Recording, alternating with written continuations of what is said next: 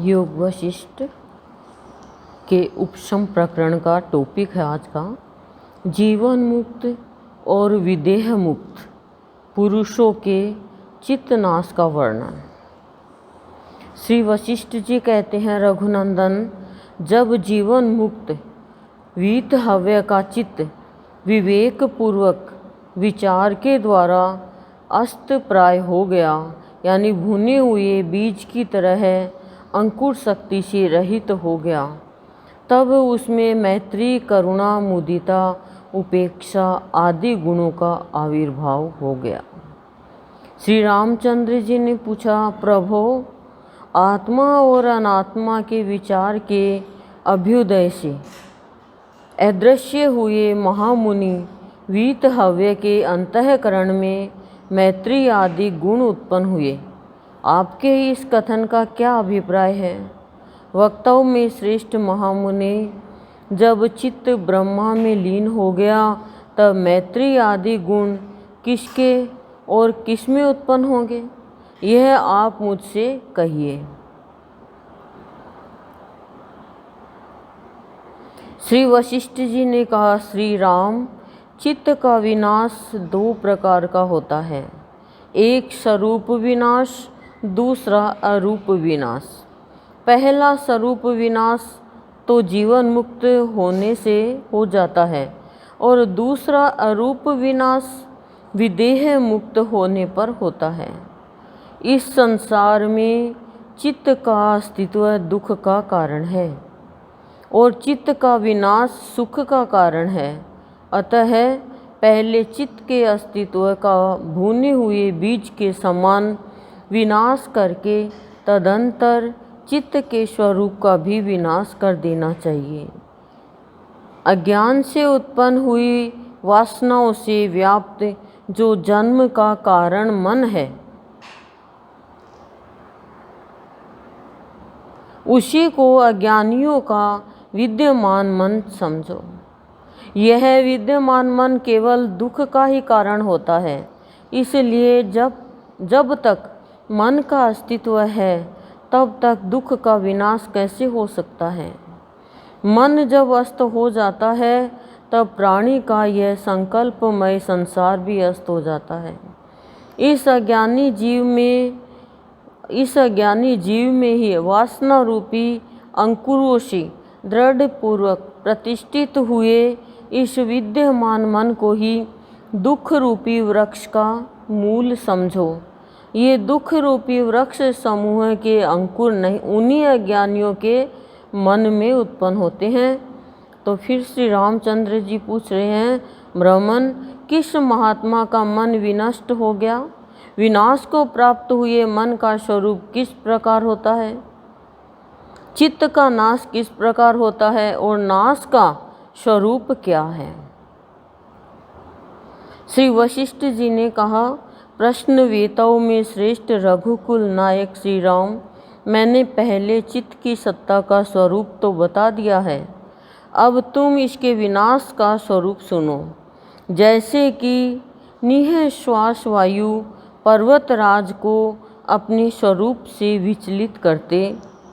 विचलित नहीं करते, वैसे ही सुख दुख रूप दशाएं जिस धीर पुरुष को सम स्वभाव तथा पूर्णानंद के रस परमात्मा निष्ठा से विचलित नहीं करती, श्रेष्ठ पुरुष उस महात्मा के चित्त को भुने हुए बीज के समान नष्ट हुआ चित्त कहते हैं।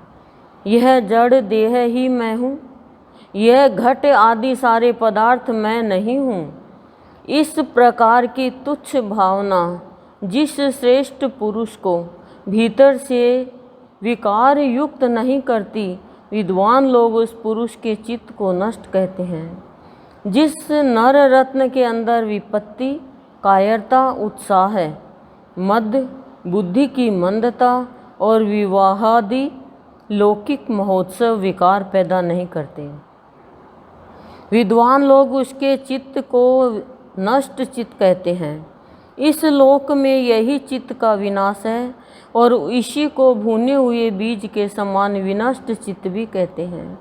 यही जीवन मुक्त महापुरुष की चित्तनाश दशा है। निष्पाप श्री राम जीवन मुक्त पुरुष का मन मैत्री आदि शुभ गुणों से संपन्न, उत्तम वासनाओं से युक्त तथा पुनर्जन्म से शून्य होता है। ब्रह्मा की वासना से ओतप्रोत पुनर्जन्म से रहित जो जीवन मुक्त पुरुष के मल की सत्ता है वह सत्व नाम से कही जाती है। जिस प्रकार चंद्रमा में प्रसन्न किरणें रहती है वैसे ही जीवन मुक्त पुरुष के मन के विनाश में विशुद्ध मैत्री आदि गुण सदा सब तरह से रहते हैं।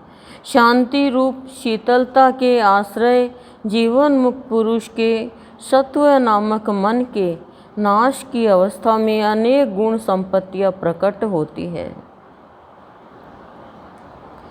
रघुकुल तिलक, जो मैंने पहले अरूप मनोदशा का मनोनाश कहा था, जो मैंने पहले अरूप मनोनाश कहा था वह विदेह मुक्त का ही होता है तथा जो अवयवादी विकारों से रहित है उस परम पवित्र विदेह मुक्ति रूपी निर्मल परम पद में समस्त श्रेष्ठ गुणों का आश्रय रूप मन ही विलीन हो जाता है। विदेह मुक्त महात्माओं की उस सत्व विनाश रूप अरूप चित्तनाश दशा में किसी भी दृश्य पदार्थ का अस्तित्व नहीं रहता,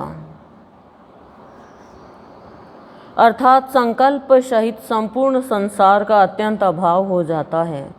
उस अरूप चित्त विनाश दशा में न गुण है न अवगुण है, न शोभा है न अशोभा है, न चंचलता है न अचंचलता है, न उदय है न अस्त है, न हर्ष है न अमर्ष है, और न ज्ञान है न प्रकाश है, न अंधकार है न संध्या है, न दिन है न रात है, न दिशाएं है न आकाश है, न अधः है और न अनर्थ रूपता है, न कोई वासना है न किसी प्रकार की रचना है, न इच्छा है न अनिच्छा है, न राग है न भाव है और न अभाव है, तथा न वह पद साध्य ही है, वह परम पद तम और तेज से शून्य, तारे चंद्र सूर्य और वायु से तथा संध्या रजह कण और सूर्य कांति से रहित शरतकालीन स्वच्छ आकाश के समान अत्यंत निर्मल है। वह विशाल पद उन लोगों का आश्रय स्थान है जो बुद्धि और संसार भ्रमण से पार हो गए हैं, संपूर्ण दुखों से रहित चिन्मय निष्क्रिय ब्रह्मानंद से परिपूर्ण तथा रज और तम से रहित जो परम पद है, उस परम पद में वे चित्त से रहित और आकाश के सदृश सूक्ष्म विदेह मुक्त आत्मा तद्रूप हुए स्थित रहते हैं। वे अपुनरावृत्ति रूप परम गति को प्राप्त हो जाते हैं। पुनरावृत्ति रूप होता है वापस रूप लेना, और अपुनरावृत्ति रूप होता है कि फिर कोई भी वृत्ति धारण नहीं करना, परम गति को प्राप्त होना। सर्ग 90 है, पूरा हुआ है।